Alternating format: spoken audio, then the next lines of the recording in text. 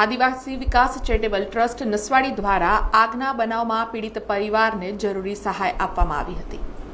નસવાડી તાલુકાના વંકલા ગામે થોડા દિવસો પહેલા બનેલી દુઃખદ આગની ઘટનામાં સુખરામભાઈ નાયકનું ઘર સંપૂર્ણ રીતે બળીને ખાખ થઈ ગયું હતું, જેના પગલે આદિવાસી પરિવારને ભારે આર્થિક નુકસાન સહન કરવું પડ્યું હતું।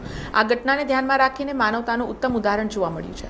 પીડિત પરિવારને ફરીથી ઊભા થવામાં મદદરૂપ થવા માટે આદિવાસી વિકાસ ચેરિટેબલ ટ્રસ્ટ નસવાડી દ્વારા જરૂરી સહાય આપવામાં આવી હતી, જેમાં ટ્રસ્ટીઓ દ્વારા ઘર નિર્માણ માટે થાંભલા, પતરા અને લોખંડના એંગલ જેવી સામગ્રી પૂરી પાડવામાં આવી હતી। નસવાડી તાલુકામાં ફાયર બ્રિગેડની સુવિધાનો અભાવ હોવાના કારણે આવી આગ જેવી ઘટનાઓમાં તાત્કાલિક મદદ મળી શકતી નથી।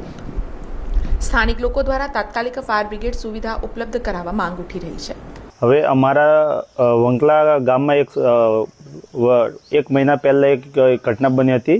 એમાં નાયક સુખરામભાઈ એમનું ઘર કોઈ કારણોસર બળીને આખું ખાખ થઈ ગયું હતું। એનું ઘર વખરી સામાન પણ એ ઘરમાં કશું જ બચ્યું નહોતું।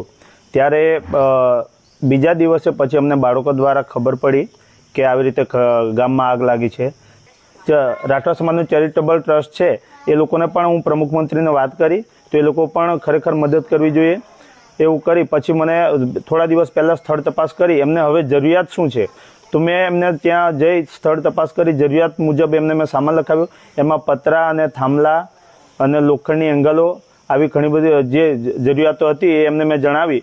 ત્યારે મેં ગઈકાલે ફરી પાછા એ પતરા અને એંગલોને એ બધું લઈને ગયા હતા અને ગામના સરપંચશ્રી તરફથી પણ એમને થોડો ઘણો સહયોગ મળેલો અને ગામના વ્યક્તિઓ તરફથી પણ સહયોગ મળ્યો।